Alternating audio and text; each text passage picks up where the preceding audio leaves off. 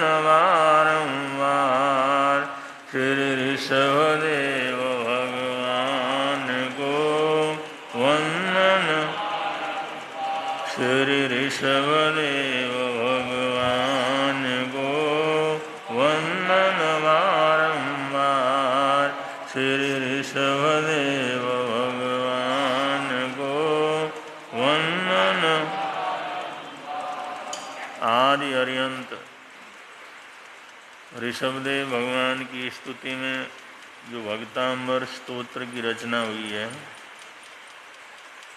ये संपूर्ण जगत में बड़ा प्रसिद्ध स्तोत्र है, जिसके एक एक गाथा के संपुट की आराधना आप लोग कर रहे हैं। उस संपुट की साधना में आज 28वां श्लोक उसकी साधना संपन्न करवाई जा रही है। और ये कितना प्रभावशाली है स्तोत्र, ये तो आप लोग हजारों बार सुनते ही हैं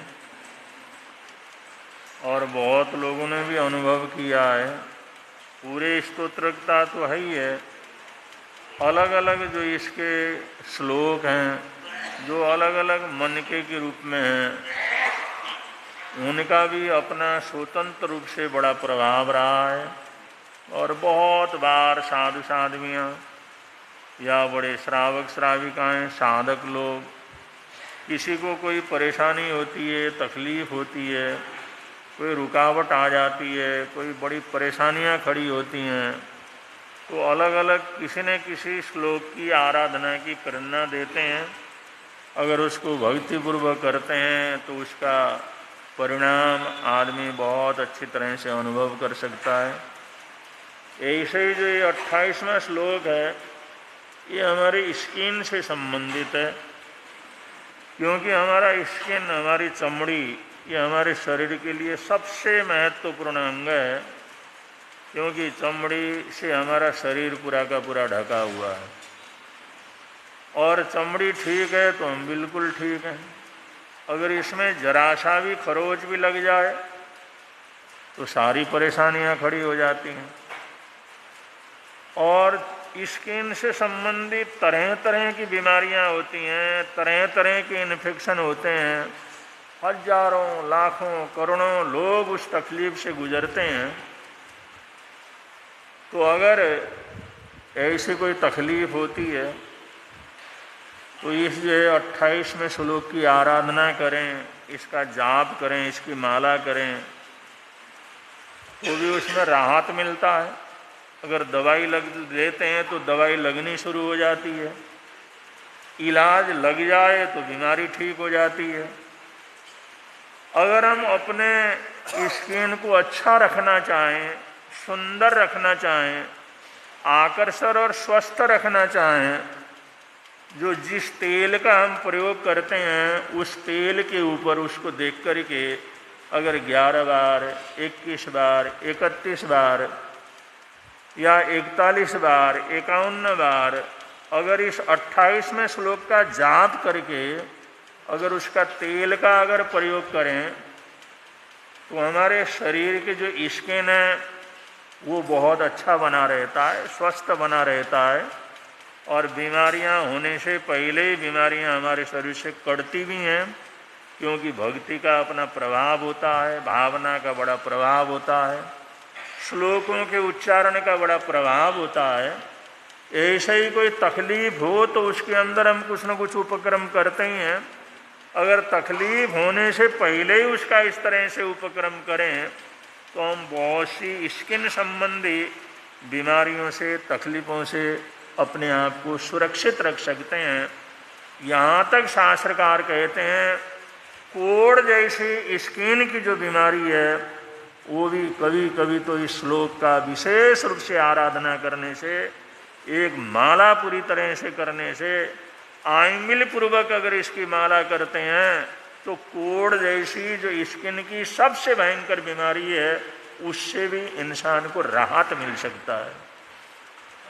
ऐसा प्रभावशाली श्लोक है जिसका संपुट अभी हमारे श्री मणिभद्र मुनि जी महाराज साहब आप लोगों को संपन्न करवा रहे हैं।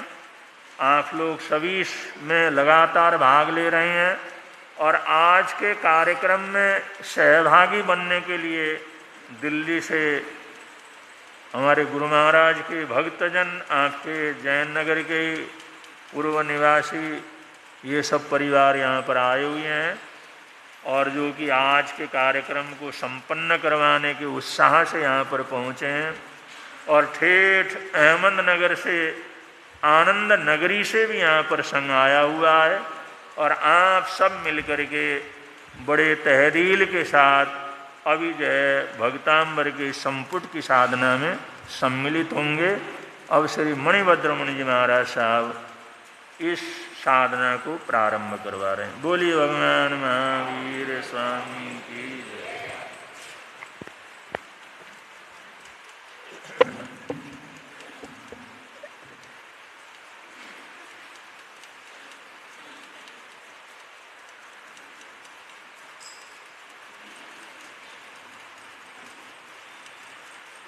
धम्मो मंगल मुकेठा अहिंसा संयमो तवो देवावितं नमं सन्ति जसा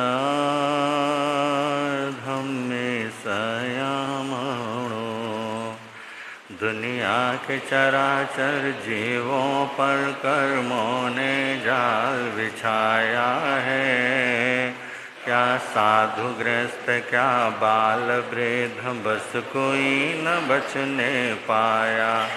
अति शुभ कर्मों के आने से संतों का समागम मिलता है। जिन वाणी श्रवण करने से दुख जन्म मरण का मिटता, दुख जन्म मरण का मिटता है। समय नदी की धार की जिसमें सब बह जाया करते हैं। है समय बड़ा तूफान प्रबल पर्वत झुक जाया करते। अक्सर दुनिया के लोग समय में चक्कर खाया कर, लेकिन कुछ ऐसे होते जो इतिहास बनाया करते हैं। इतिहास बनाया। अनंत अनंतोपकारी त्रैलोक्यनाथ शासन के महाप्राण शरण भगवान महावीर स्वामी को स्मरण करते हुए आचार्य भगवान एवं आराध्य गुरुदेव के चरणों में वंदन। नेपाल हिंद गौरव वाचनाचार्य उपाध्याय प्रवर डॉक्टर श्री विशाल मुनि जी महाराज साहब के चरणों में कोटिश वंदन करने के पश्चात आदरणीय मुनिराज, प्रिय श्रोताजन, यहाँ पर हम सब लोग 22 दिन से भक्तामृत स्तोत्र की साधना कर रहे हैं। आज 28वें गाथा की 28वें श्लोक की आराधना होगी। अरे बड़े सुंदर रूप में, भव्य रूप में आप लोगों ने इस संपुट की साधना को आगे बढ़ाया। जिन जिन भाई बहनों ने इसमें सहयोग लिया, लाभ लिया, ये उनका अपना सौभाग्य था। उन्होंने बहुत सुंदर रूप में इसको आगे बढ़ाया।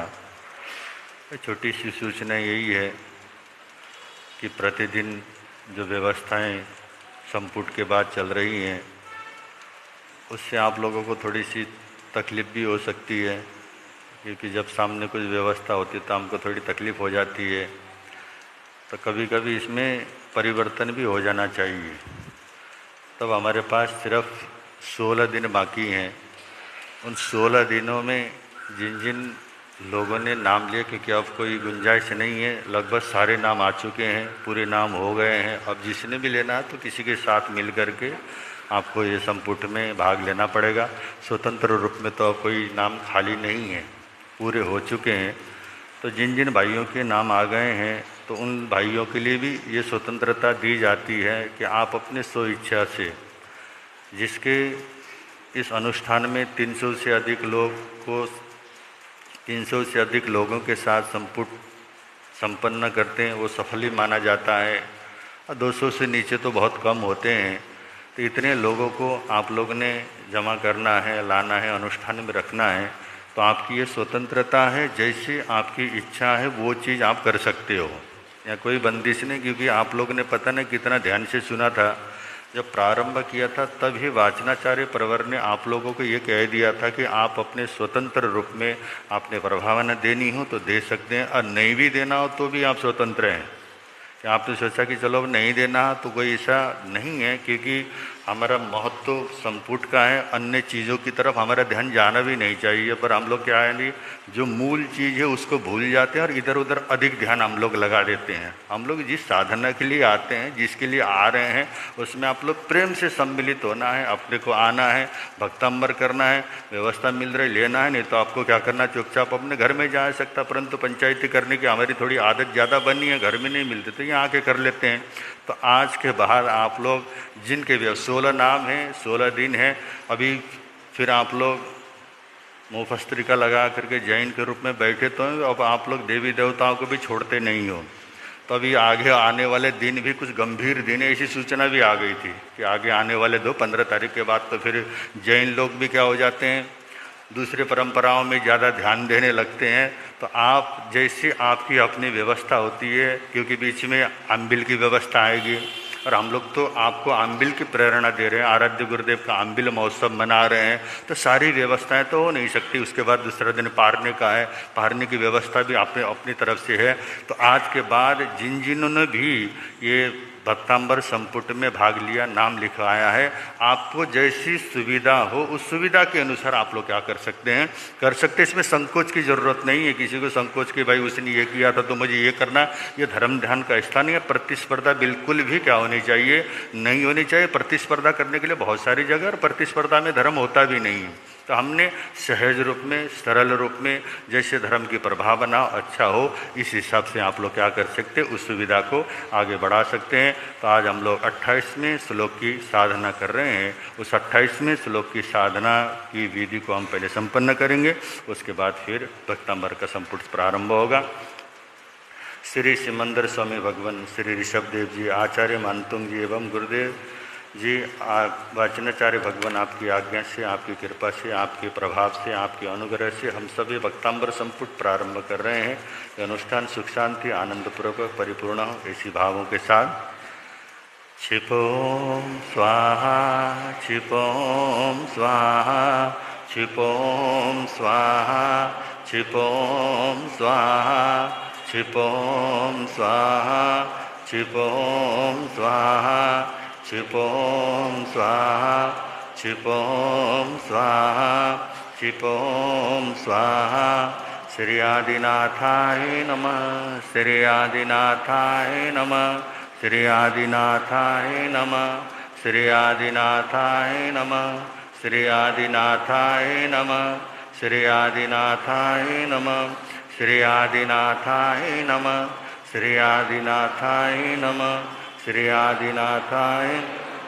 नमोत्थणं समणस्य भगवो महावीरस्य, नमोत्थणं समणस्य भगवो महावीरस्य, नमोत्थणं समणस्य भगवो महावीरस्य, नमोत्थणं समणस्य भगवो महावीरस्य, नमोत्थणं समणस्य भगवो महावीरस्य, नमोत्थणं समणस्य भगवो महावीरस्य, नमोत्थणं समणस्य भगवो महावीरस्य, नमोत्थणं समणस्य भगवो महावीरस्य, नमोत्थणं समणस्य भगवो महावीरस्य। ह्रीं सर्वशान्ति कुरु कुरु स्वाहा, ह्रीं सर्वशान्ति कुरु कुरु स्वाहा, ह्रीं सर्वशान्ति कुरु कुरु स्वाहा, ह्रीं सर्वशान्ति कुरु कुरु स्वाहा, ह्रीं सर्वशान्ति कुरु कुरु स्वाहा, ह्रीं सर्वशान्ति कुरु कुरु स्वाहा, ह्रीं सर्वशान्ति कुरु कुरु स्वाहा, ह्रीं सर्वशान्ति कुरु कुरु स्वाहा, ह्रीं सर्वशान्ति कुरु कुरु स्वाहा। भक्तामर प्रणतमौलिमणिप्रभाणामोद्योतकं दलितपापतमो सम्यक् प्रणम्य जिनपादयुगं युगादा वालम्बनं भवजले ओचैरशोकतरुसंसितमन्मयोखा महाभातिरोपममलं भवतो नितान्तं स्पष्टोल्लसत्किरणमस्ततमोवितानं बिम्बं ब्रवीरिव पयोधरपार्श्ववर्ती यशस्तुता सकलवाङ्मयतत्त्वबोधान् दुदभूतबुद्धिपटुभिः सुरलोकनाथै स्तोत्रैर्जगत्रितयचित्तहरेरुदारे स्तोषे किलाहमपि तं प्रथमं जिनेन्द्रम् उच्चैरशोकतरुसंसितमन्मयोगा मा भातिरोपममलं भवतो स्पष्टोल्लसत्किरणमस्ततमो वितानं बिम्बं ब्रवेरिवपयो बोध्या विनापि विबुधार्चितपादपीठ स्तोतुं समोदतमतिर्विगतत्रपोऽहं बालं विहाय जलसंस्थितमिन्दुबिम्ब मन्ये कैच्छति जना सहसा ग्रहीतुम् ओचैरशोकतरसंसितमन्मयोगा मा भातिरोपममलं भवतो नितान्तं स्पष्टोल्लसत्किरणमस्ततमो वितानं बिम्बं ब्रवीरिवपयो वक्तुं गुणान् गुणसमुद्रशशाङ्ककान्तान् कस्ते क्षमासुरगुरो कल्पान्तकालपवनो धतनक्रचक्रं को वातरितुमलमभुनिदिम्बुजाभ्याम् ओचैरशोकतरुसंसितमन्मयोगा मा भातिरूपममलं भवतो नितान्तं स्पष्टोल्लसत्किरणमस्ततमो वितानं बिम्बं ब्रवीरिवपयोधरपार्श्ववर्ती सोऽहं तथापि तव भक्तिवशान्मुनिश कर्तुं स्तवं विगतशक्तिरपि प्रीत्यात्मवीरं विचारमृगो मृगेन्द्रं नाभेति किं निजशिशो परिपालनार्थम् ओच्चैरशोकतरुसंसितमन्मयोगा मा भातिरोपममलं भवतो नितान्तं स्पष्टोल्लसत्किरणमस्ततमो वितानं बिम्बं ब्रवीरिवपयोधरपार्श्ववर्ती अल्पश्रुतं श्रुतवतां परिहासधाम तद्भक्तिरेव मुखरीकुरुते बलान्मां यत्कोकिलकिलमधो मधुरं विरोति तच्चाम्रचारुकलिका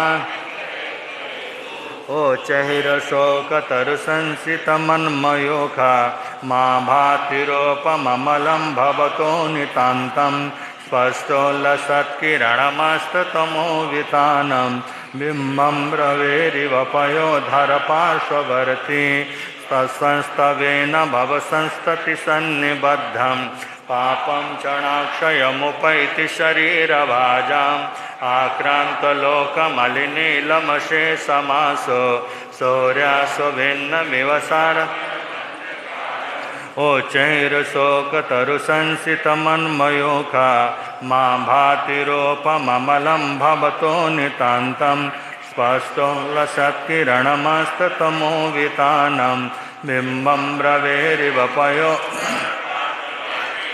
मत्वेति नाथ तव संस्तवनं महेदामारभ्यते तनुधियापि तव प्रभाव चेतो हरिषति शतान्नलिनी दलेशो मोक्ता फलादुतिमुपैति ननुद ओचैरशोकतरुसन्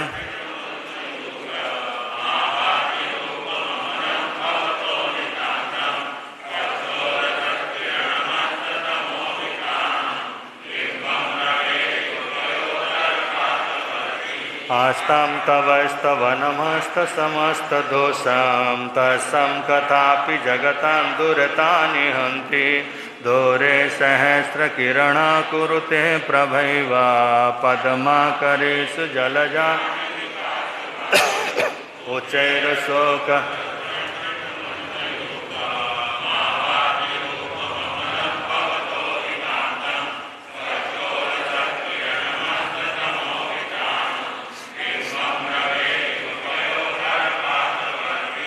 नाकद्भुतं भुवनभूषणभूतनाथ भूतैर्गुणैर्भुवि भवन्तमभिष्टुवन्तः तुल्या भवन्ति भवतो ननु तेन किं वा भूत्याश्रितं यय्यनास्तसमं करोति ओचैर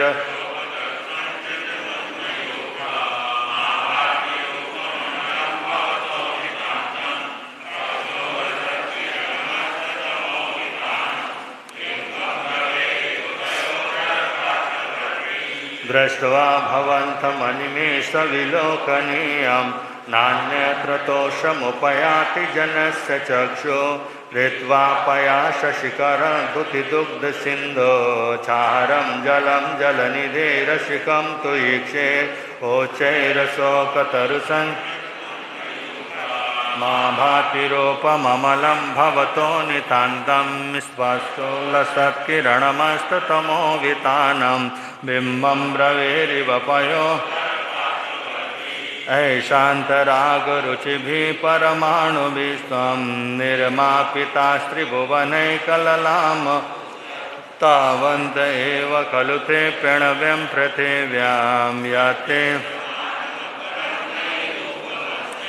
ओचैरशोकतरुसंसितमन्मयोखामाभातिरूपममलं भवतो नितान्तं स्पष्टोल्लसत्किरणमस्ततमोवितानं बिम्बं ब्रवीरिव पयोधरपार्श्ववर्ती वक्रं क्वते सुरनरोरहनेत्रहारी निशेषनिर्जितजगं त्रितयोपमानं बिम्बं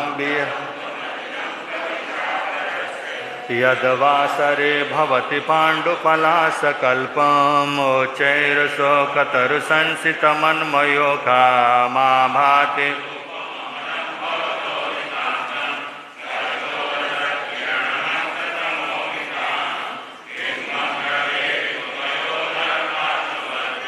सम्पूर्णमण्डलशशाङ्ककलाकलाप सौभ्रागुणास्त्रिभुवनं तव लङ्घयन्ति ये संसितास्त्रिजगदीश्वरनाथमेकं निवारयति संचरतो यथेष्टम् ओचैरशोकतरुसंसितमन्मयोखा मा भाति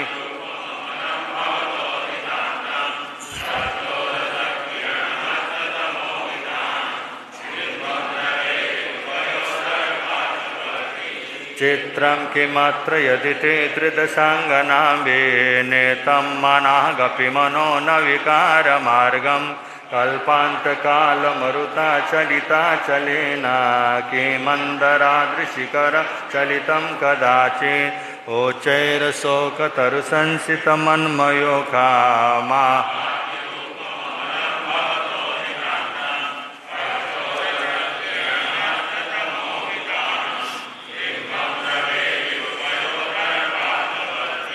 निर्धूमवर्तिरपवर्जिततैलपोरा कृष्णं जगत्त्रयमिदं प्रकटीकरोषि गम्यो न जातुमरुतां चलिताचलानां दीपो परस्समसिनाथ जगत्प्रकाश ओचैरशोकतरुसन्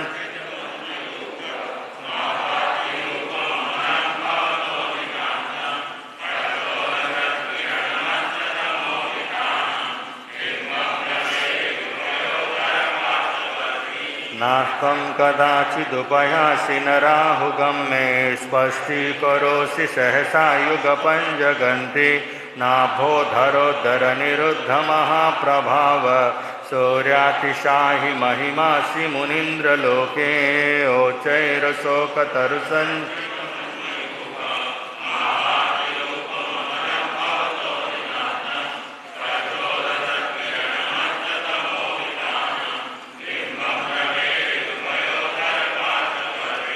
नित्योदयं दलितमोहमहन्धकारं गम्यं न राहुवदनस्तनवारिदानां विव्राजते तव मुखाब्जमनल्पकान्ति विद्योतया जगत्पूर्वशशाकबिम्बम् ओचैरशोकतरुसंसितमन्मयोखा मा भाति स्पष्टोल्लसत्किरणमस्ततमोवितानं बिम्बं ब्रवीरिव पयो किं सर्वरीषु शशिना हि विवस्वता वा योऽस्मन्मुखेन्दुदलितेषु तमसु निष्पन्नशालिवनशालिनि जीवलोके कारे ओचैरशोकतरुसंसितमन्मयोखा मा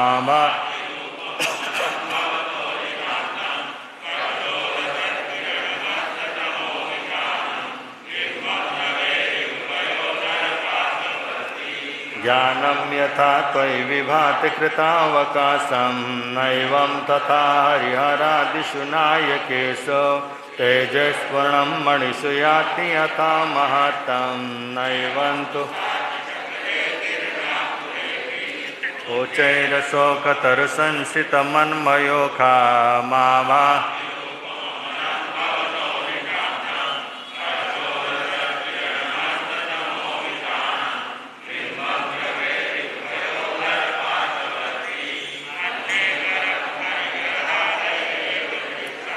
दृष्टेषु येषु हृदयं त्वयितो समेति किं वीक्षितेन भवता भुवि येन नान्ये कश्चिन्मनोहरति नाथवमान्तरेऽपि ओचैरशोकतरुसंसितमन्मयोखा मा वा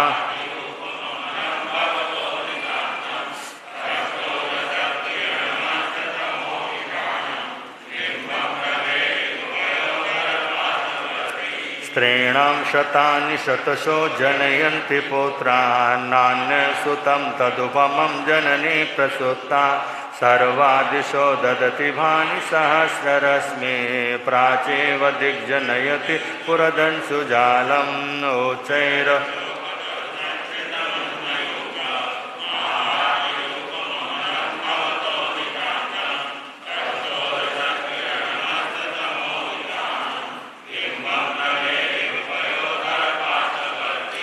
त्वामामनन्ति मुनयः परमं पुमांसमादित्यवर्णममलं तमसः पुरस्तात् त्वामेव सम्यगुपलभ्य जयन्ति मृत्युं नान्ये शिव शिवपदस्य मुनीन्द्रपन्था ओचैर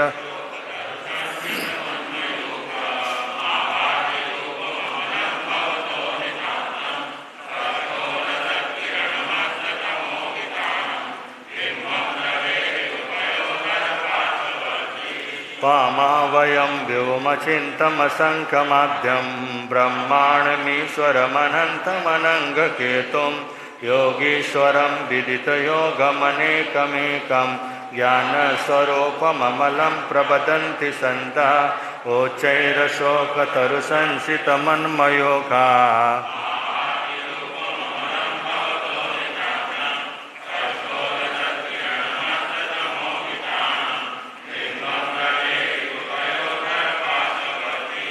बुद्ध्यास्त्वमेव विबुधाचितबुद्धिबोधा तन्शङ्करोऽसि भुवनात्रयशङ्करत्वात् धातासि धीरशिवमार्गविदेविदानात् व्यक्तं त्वमेव भगवन् ओचैरशोकतरुसंसितमन्मयोखा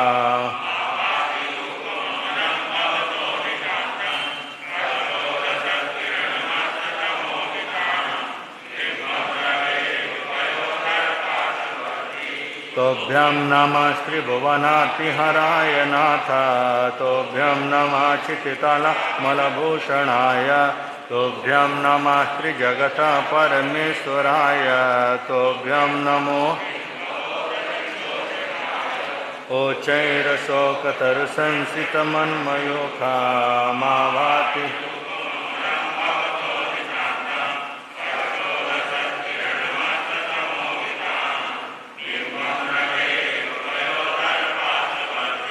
को विस्मयोऽत्र यदि नाम गुणैरशेषैतन्संसितो निरवकाशतया दोषैरुपात्तविविधाश्रयजातगर्वैः स्वप्नान्तरेऽपि न कदाचिदपीक्षितोऽसि ओचैरशोकतरुसंसितमन्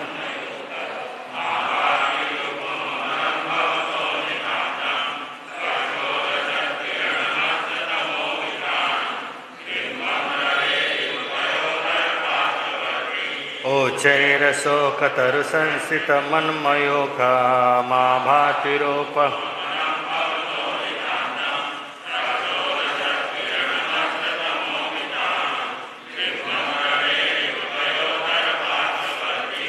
ओचैरशोकतरुसं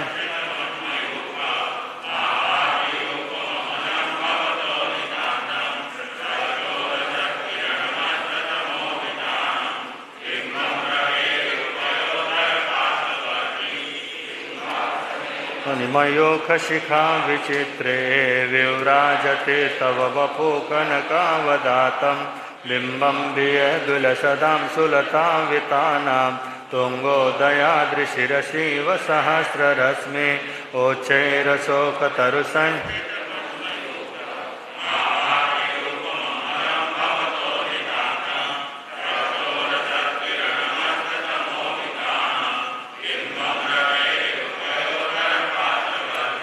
कुन्दावदातचलचामलचारुसोऽं विव्राजते तव वपुकलधौतकान्तम् ओद्यश्च साङ्कशुचिनिर्झरवारिधार मोक्षे स्थितं सुरगिरे ओच्चैरशोकतरुसंसितमन्मयोखा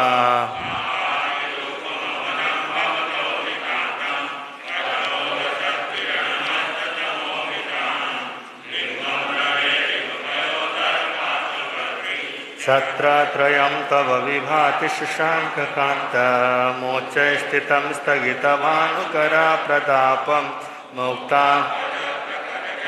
विविर्दशोवां प्रख्यापयात्रिजगता परमेश्वर त्वाम् ओच्चैरशोक माभातिरूपममलम्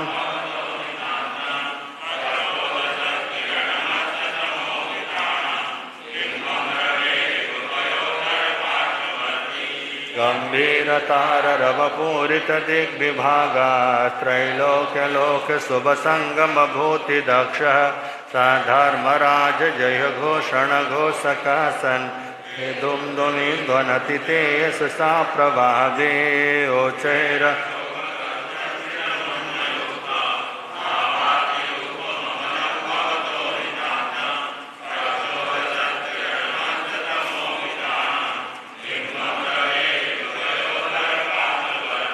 मंदार सुंदर नमेर सुपारिजात संदान काज कुसुमोत्कर वृष्टिरुद्धा गंधोद बिंदु शुभ मंद मरुत्प्रभात दिव्या दिवा पतति ते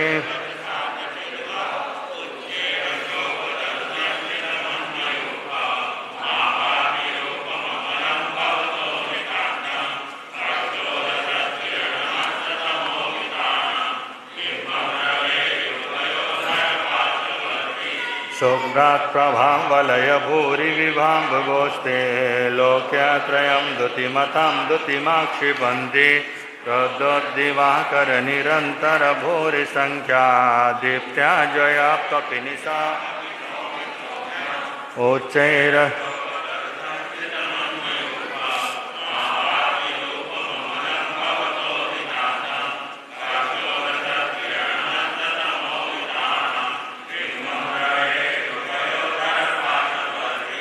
उन्हें सम्मार्ग विमार्ग निष्ठा साधर्म तत्व कथनैक पटुस्त्रिलोक्या दिव्या ध्वनिर्भवति ते विशदार्थ सर्व भाषा स्वभाव परिणाम गुणे प्रयोज्य उच्चैरशोक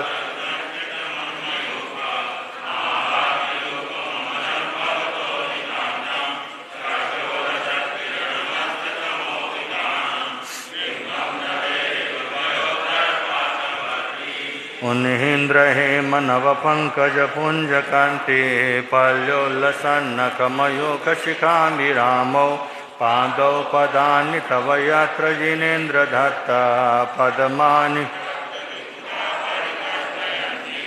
ओचैरशोकतरुसंसितमन्मयोखा माभाति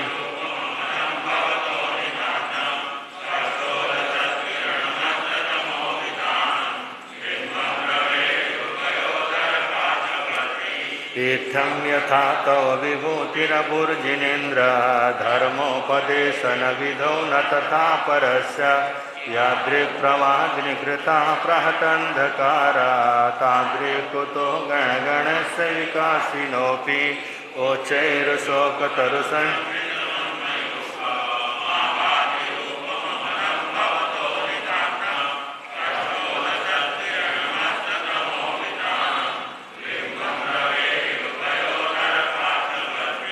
शोचन्मदा विलविलोलकपोलमूला मात्या भ्रमद्भ्रमरनादविविर्दकोपम् ऐरावता भमिभमोदतमापतन्तं दृष्ट्वा ओचैरशोकतरुसंसितमन्मयोखा मा भाति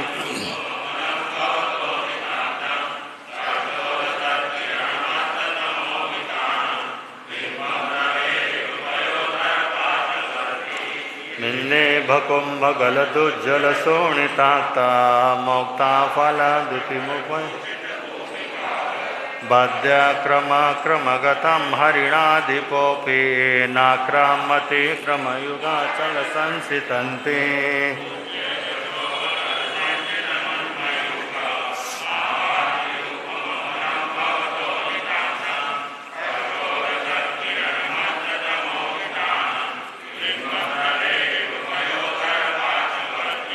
कल्पान्तकालपवनो धतवह्निकल्पं दावानलं ज्वलितमुज्ज्वलमुस्फुलिङ्गं विश्वं जिगीर्षुमिव सन्मुखमापतन्तं तन् समयस्तशेषम् ओचैरशोक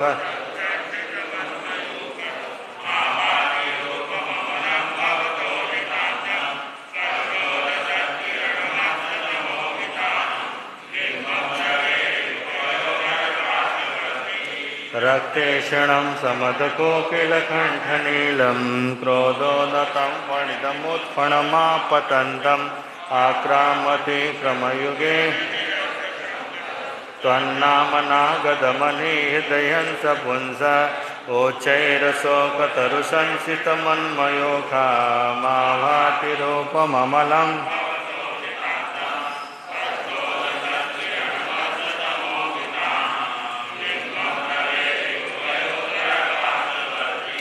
बल्गतुरङ्गगजगर्जितभीमनाद माजौ बलं बलवतामपि भूपतीनाम् उद्योद्दिवाकरमयोखशिखा पवित्रं तद्कीर्तनातमयो वा सुविधामुपैति ओचैर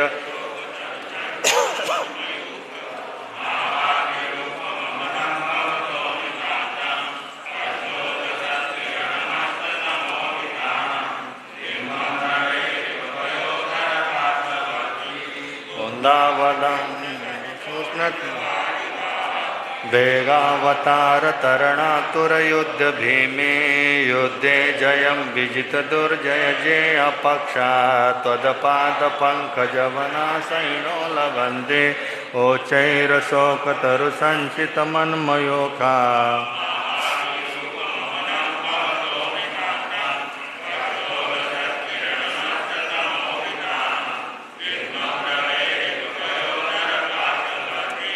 अम्बोनिधौ च वितभीषणनक्रचक्रां पाठीनपीठभयदुल्लणवाणवाग्नौ रङ्गत्तरङ्गशिखरस्थितयानपात्रा प्रासं विहाय भवतः स्मरणावज्रन्ति ओचैरशोकतरुसंसितमन्मयोखा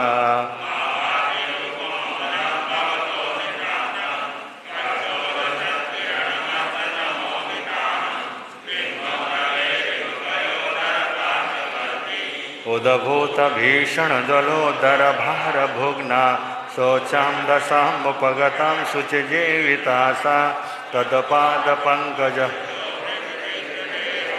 मर्त्या भवन्ति मकरध्वजतुल्यरूपा ओचैरशोकत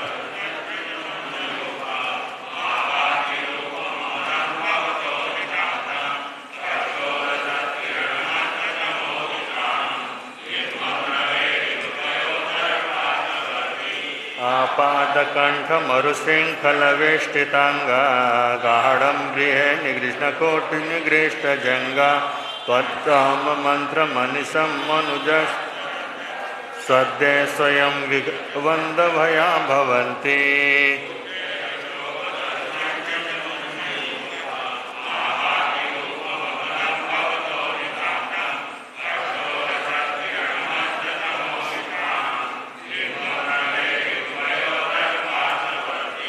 मत्त दीपेन्द्र मृगराज दवानलाहि संग्राम वारिधि महोदर वंदनोत्तम तस्यासुनासुमुपयाति वयं भीव यस्तावकंस्तममिम मतिमानधीते ओचैर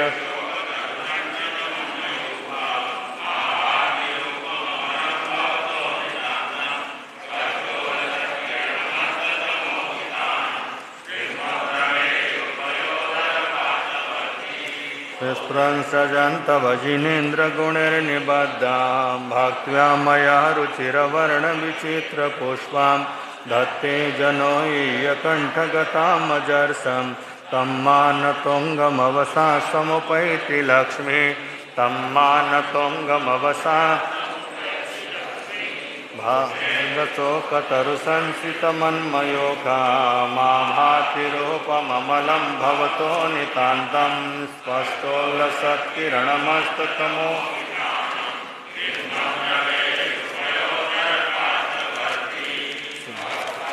मरप्रणतमौलिमणिप्रभाणामोद्योतकं दलितपाप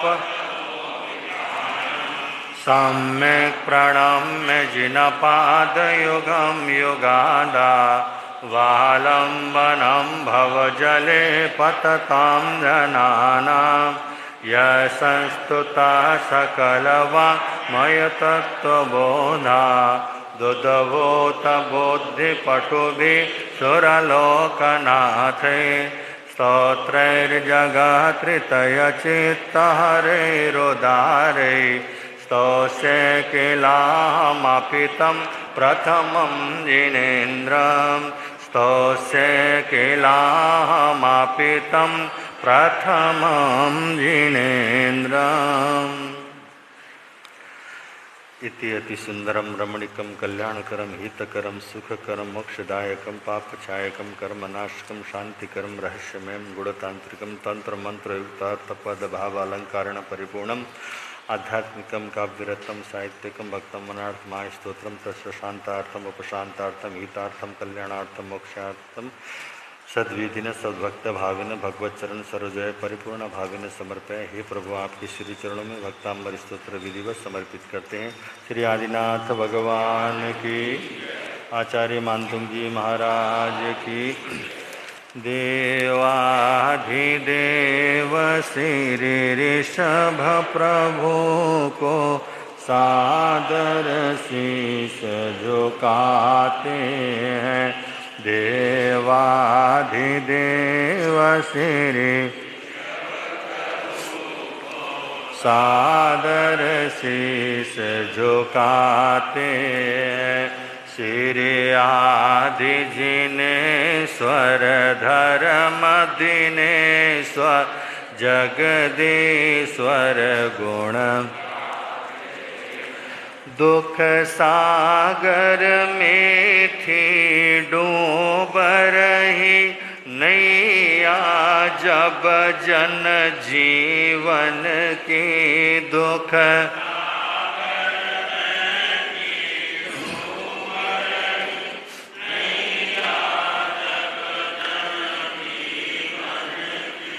पीयूष वर्षिणी वाणी से हरि सकल व्याधि दुखियातन की।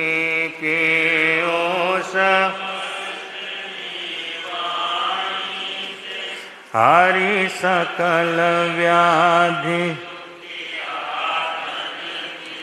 अमृत सागर जगोद्धारक को सदा सुमन चढ़ाते हैं। अमृत सागर जगोद्धारक को सदा श्री देवाधिदेव श्री ऋषभ प्रभु को सादर शीश झुकाते हैं। श्री आदि जिनेश्वर धर्म दिनेश्वर जगदीश्वर गुण।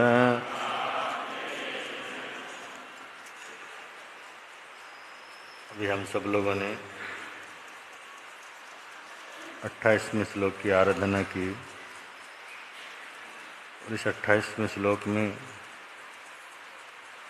आचार्य मानतुंग अपने आराध्य के लिए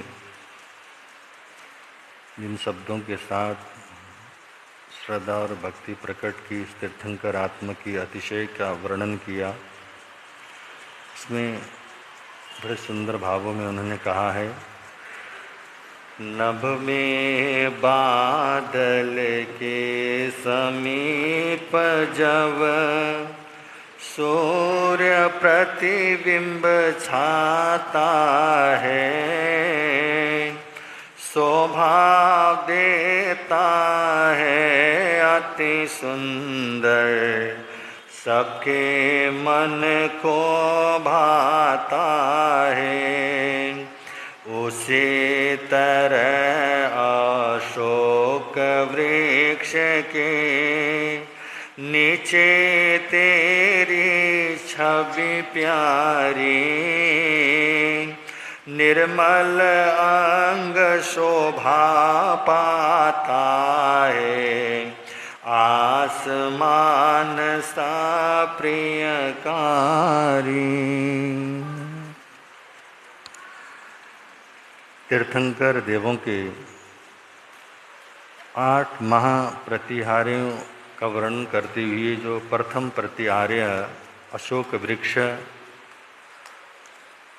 उस पर उसके नीचे विराजमान तीर्थंकर प्रभु का जो रूप है वो किस तरह से प्रतिबिंब होता है, किस तरह का दिखाई देता है, उसका वर्णन करते हुए आचार्य मानतुंग फरमाते हैं, हे प्रभु, अशोक वृक्ष के नीचे ऊपर की ओर चमकती हुई किरण वाला तो आपका निर्मल रूप है, अति भव्य मालूम होता है, जैसे कि स्पष्ट रूप से चमकती हुई किरणें जब अंधकार को समूल नष्ट करने वाली सूर्यमंडल सघन बादलों के नीचे शोभित होता है। कभी कभी जो बादलों के पीछे से एक सूर्य की किरणें आती हैं और वो बादल बड़ा पतला होता है, उस पतले बादल के पीछे जो सूर्य दिखाई देता है, कभी हमें आँखों का यह भ्रम होता है कि सूर्य आगे है और बादल पीछे है। वास्तव में बादल बहुत हमारे करीब में होते हैं और सूर्य बहुत पीछे होता है, परंतु उस बादलों का कभी कभी ऐसा प्रतिबिंब आता है कि हमको लगता है कि बादल सूर्य के भी पीछे हैं, परंतु सूर्य की किरणें उस बादल को चीरते हुए बंदो हमारे तक आती हैं और सूर्य हमें दिखाई देता है। ऐसा ही तीर्थंकर परमात्मा जब बंदो अशोक वृक्ष के नीचे विराजमान होते हैं तो वहाँ भी जो सूर्य की किरणें जो छन करके आती हैं वो कितना सुंदर और भव्य और कितने आनंद देने वाली होती हैं। ऐसा हे तीर्थंकर परमात्मा, हे आराध्य देव, आपकी प्रतिमा भी उसी तरह से क्या करती है, हमको दिखाई देती है। ऐसा भव्य रूप और ऐसा स्वरूप आपका है प्रभु। और बंदो अब आचार्य मानतुंग जो तीर्थंकर के 8 महाप्रतिहार्य जो उनके अतिशय हैं उनका वर्णन करते, उनका रूप कैसे दिखता है और उनका भव्य दौलत है, संसार का जो सौभाग्यशाली जीव प्राणी बंदो उसको क्या क्या ऐसे वैभव जो संसार में हम लोगों के लिए बड़े आकर्षक मालूम पड़ते हैं वो उनके होते हैं। इस तरह का वर्णन बंदो आचार्य मानतुंग अपने आराध्य के प्रति करते हुए अपनी श्रद्धा और भक्ति को प्रकट कर रहे हैं। तो बंदो हमारा ये अनुष्ठान बहुत सुंदर रूप में आगे बढ़ रहा है। और आज भी जिस परिवार ने लाभ लिया है बंदो, जिनका जन्म जैन नगर मेरठ में ही हुआ, और हमारा भी एक संबंध इनके साथ ऐसा है कि जब हम बैरागी रूप में यहाँ आए थे, नेपाल से आते, आराध्य गुरुदेव ने सबसे पहले हमारे जो बैरागियों की व्यवस्था होती है और पहला ही घर वो क्या था, हमारा आहार पानी भोजन पानी जो भी बोलो वहीं से लिया करते थे। लेने के बावजूद धीरे धीरे इस परिवार के साथ हमारा भी ऐसा संबंध बना, अंत में जाके हमारी दीक्षा कराने का सौभाग्य भी इसी परिवार को मिला है। ऐसे आज हमारी बहन श्री अभिलाष जी और हमारे दिल्ली से अनिल जी जो दिल्ली में अभी रहते हैं और उनकी बड़ी भावना थी, तो आज हमारे अनिल कुमार जैन और अभिलाष जैन इन परिवार ने आज इस भक्तांबर संपुट का लाभ लेकर बड़ा सौभाग्य कमाया है। तो उन सब दोनों परिवार को मैं आमंत्रित करूंगा आगे आएँ और वाचनाचार्य प्रवर के हाथों से आप आज के इस प्रसाद को स्वीकार करेंगे। श्री अनिल जी और साथ साथ में अभिलाष और उनके पुत्र वधु वो भी आगे आ जाएं और आगे आकर के आज के इस भक्तांबर संपुट के प्रसाद को ग्रहण करेंगे।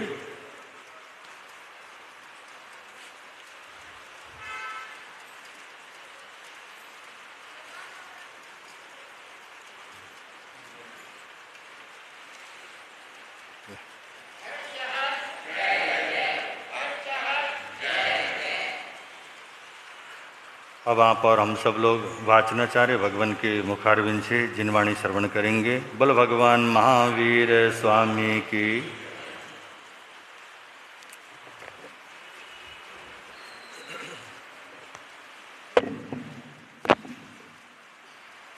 त्रिभुवन पीड़ा हरण हार हो, तुमको मेरा नमस्कार।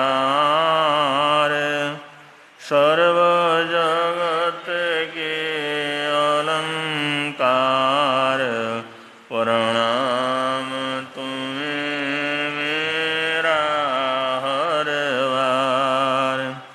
तीन जगत के नाथ आपके चरणों में जाऊं बलिहार। भवसागर के शोषण करता, तुमको वंदन बारंबार। भवसागर के शोषण करता, तुमको वंदन बारंबार।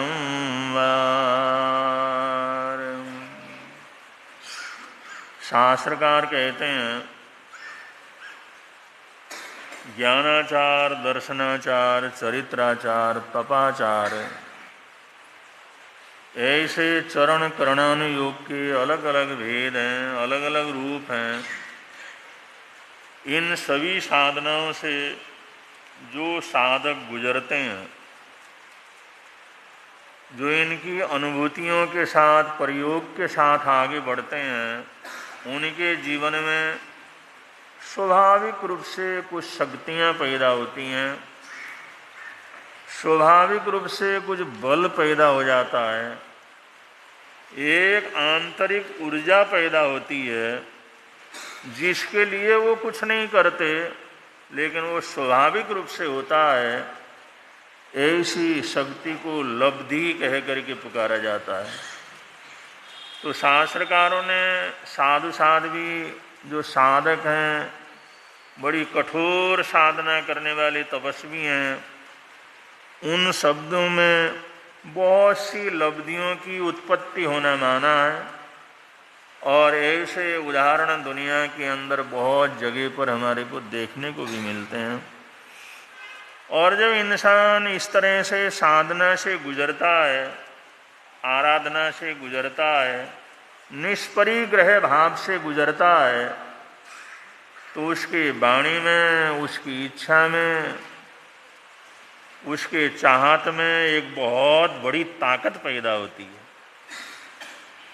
एक महात्मा जी रहते थे बिहार में, पटना से कोई 60-70 किलोमीटर दूर जंगल में उनका आश्रम बना हुआ था।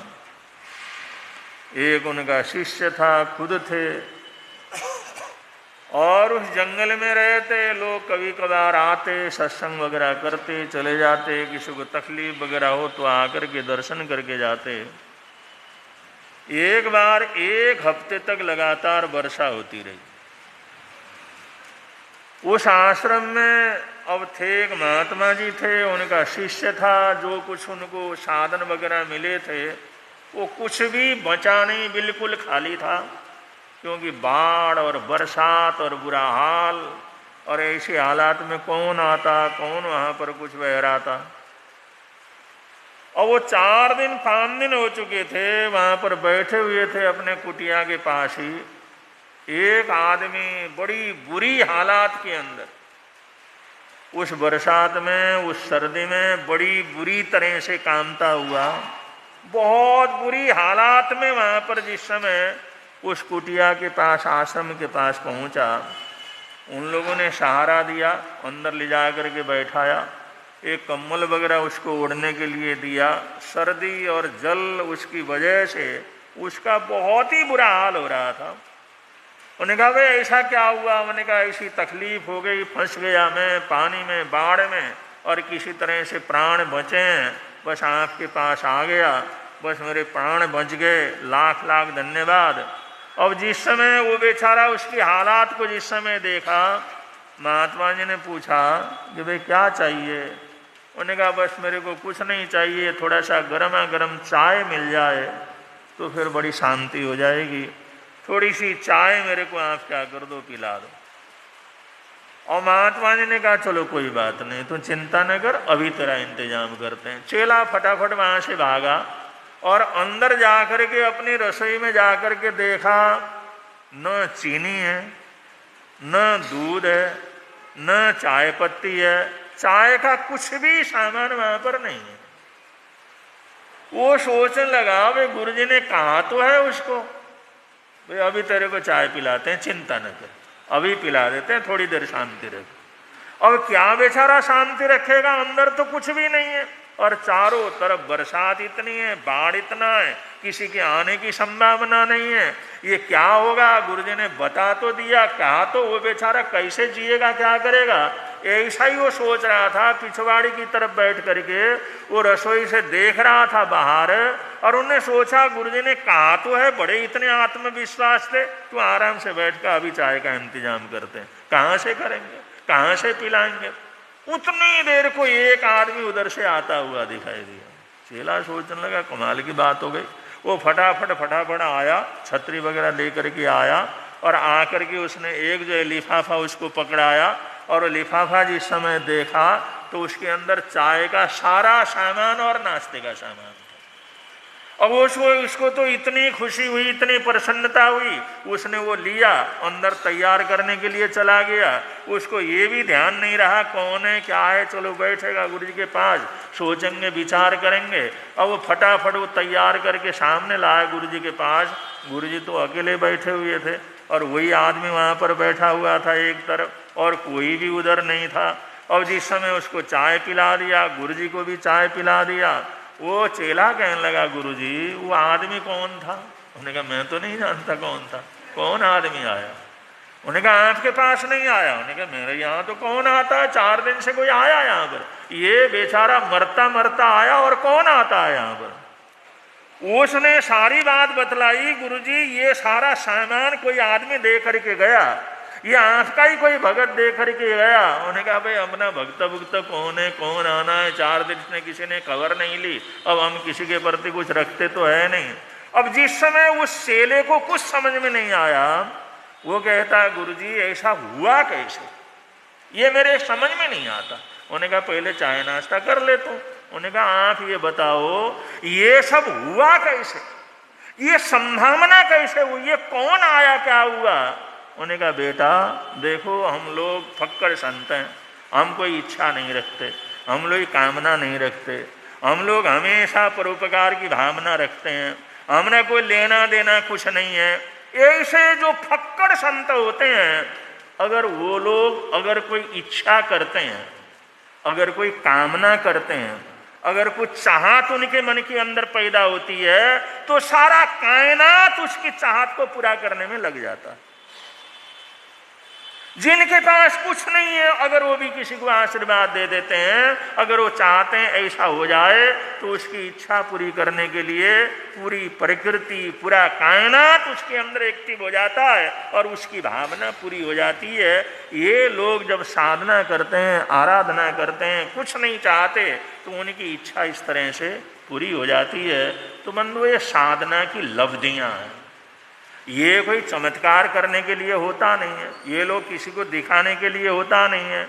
जब इंसान सभी प्रकार की प्रवृत्तियों से उपरत हो जाता है, परम शांत हो जाता है, जिसको कुछ नहीं चाहिए, अगर उसके मन के अंदर कभी कोई चाहत पैदा हो जाती है, तो प्रकृति अपने आप कहीं ना कहीं से उसको पूरा कर लेती है। और भक्ति तो ऐसी चीज है कि जो जितने भी आराधना साधनाएं हैं, उनमें सबसे आसान साधना है, सबसे सुंदर साधना है तो भक्ति है। भक्ति से कौन क्या नहीं प्राप्त कर सकता।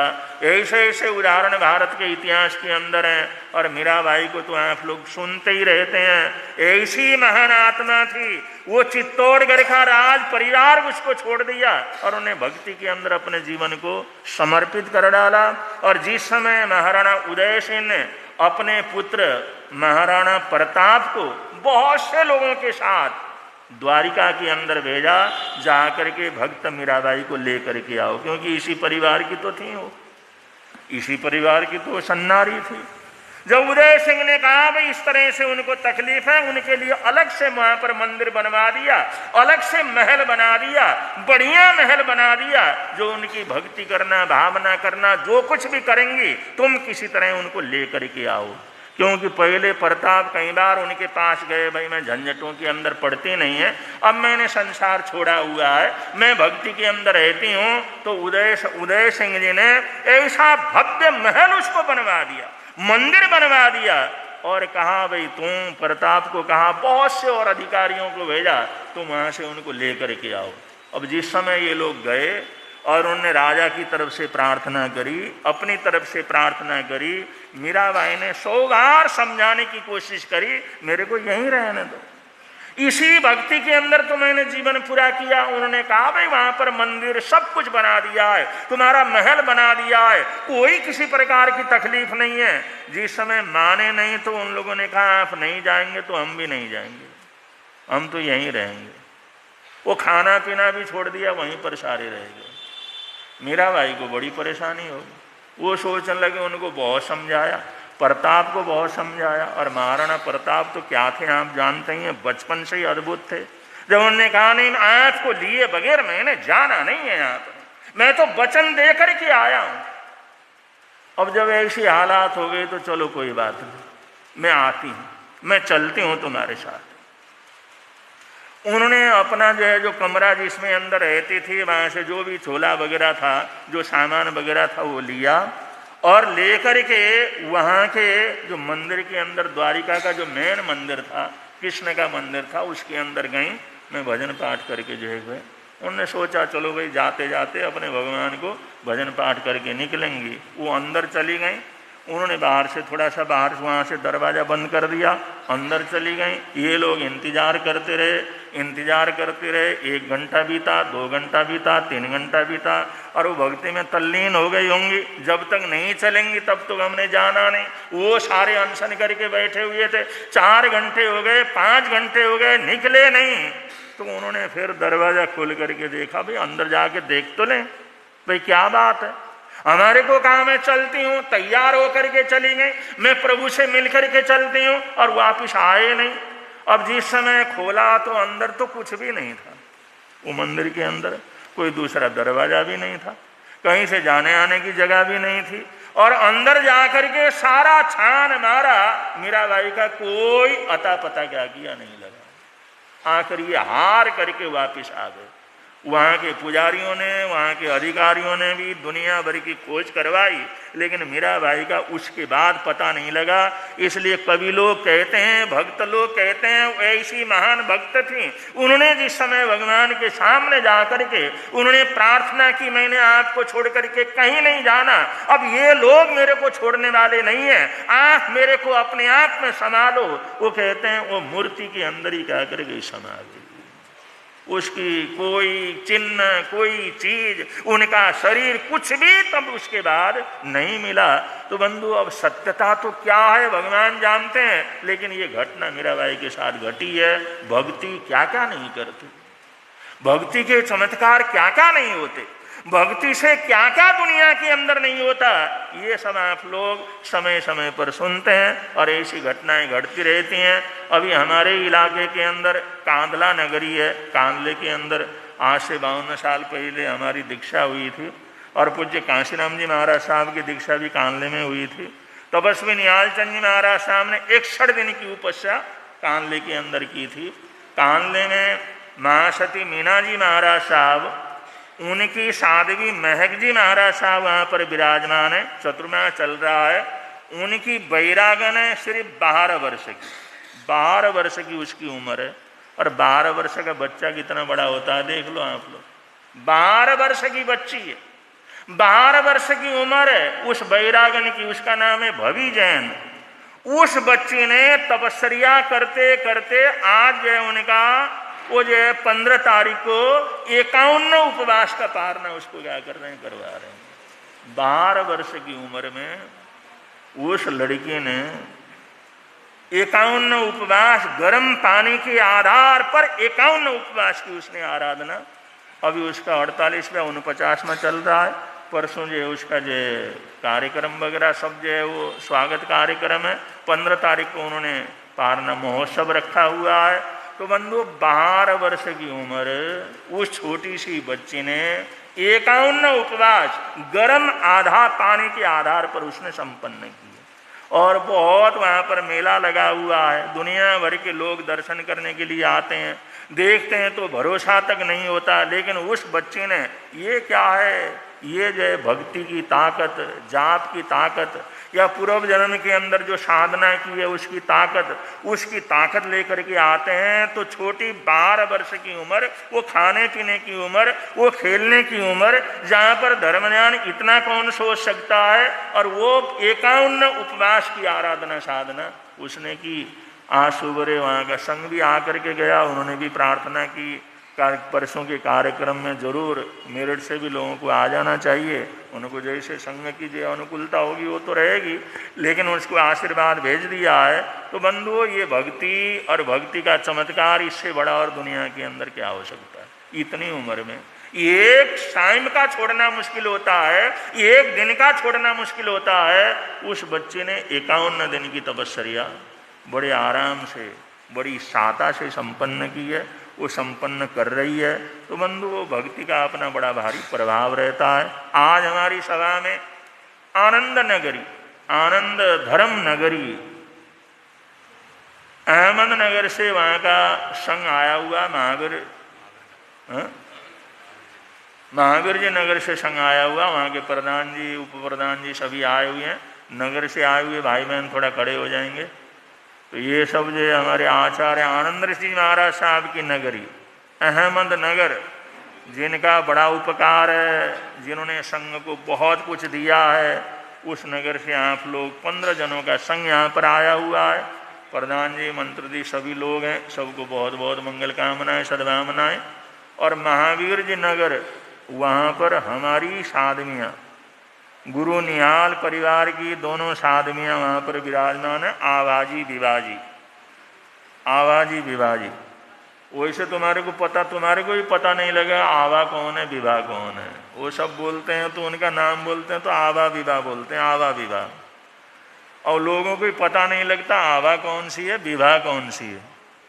और हम हमेशा रहते हैं, हमारे को भी कन्फ्यूज होता है आवा कौन सी है, विवाह कौन सी है। कभी कभी दोनों का नाम बड़ा क्या कर जाता है, जुड़ जाता है। तो जो आवा और विवाह, ये जो 2 साधवियों का वहाँ पर चतुर्मास है। हमारे अभिषेक मुनि जी महाराज साहब की प्रेरणा से उनको वैराग्य लगा, उत्तम नगर की वो रहने वाली हैं, माँ बेटी जो उन्होंने दीक्षा ली और अच्छे से अच्छे चतुर्मास किए, ज्ञान ध्यान में अपने आप को आगे बढ़ाया। अभी अहमदनगर में, महावीर जी नगर में बहुत अच्छा चतुर्मास वहाँ पर हुआ है। और वो खुद तपस्या करती रहती हैं, बेले बेले पारना, तेले तेले पारना। और उसके साथ साथ वहाँ पर खूब मांस कमण भी हो गए। तपस्या भी हो गई।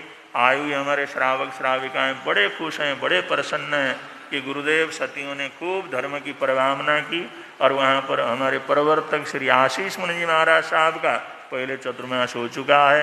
तो ये संघ हमारे बीच में है। उन सबको बहुत बहुत मंगल कामनाएं सद्भावनाएं देते हैं। और इन्हीं मंगल कामनाओं के साथ बड़े प्रेम से एक बार आप लोग बोलेंगे, मिलता है आनंद प्रभु की वाणी से, मिलता है आनंद प्रभु। प्रवर्तक शांति गुरुवर प्यारे, प्रवर्तक शांति गुरुवर, जीवन नैया के रखवारे, जीवन नैया के रख, जोड़ गए संबंध प्रभु की, इसे जोड़ गए मंद प्रभु की वाणी से, मिलता है आनंद प्रभु। आज का अगर किसी भी भाई बहन का एकासना वियासना कोई भी तपस्या हो, कोई भी पचखान वगैरह हो, तो आप लोग पचखान ले सकते हैं। आज के एकासने वियासने का पचखान तसवंते पड़ी बोसरे बोसरे। आज के अगर किसी का आइमिल हो, अगर एकासन उपवास हो, आज के उपवास का प्रत्याख्यान, आज का तिवियार उपवास कारण मैं तगानम सब समय बत्यान त्याग बोसरे बोसरे। तपस्या करने वालों को, तपस्या करने वालों को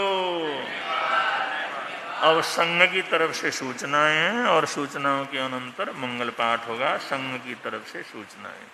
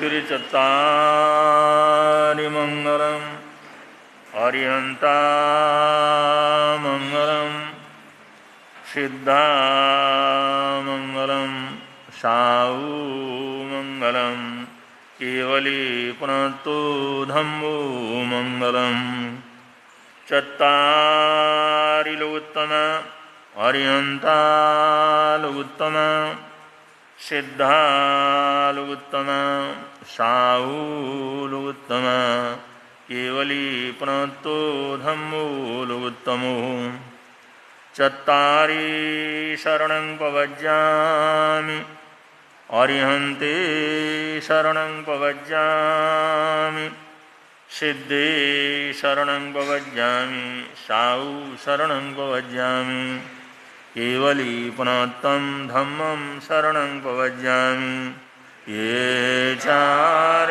शरण दुख हरण जगत में और न शरण कोई होगा जो भव प्राणी करे आराधन उसका अजर अमर पद होगा उसका सदा हिम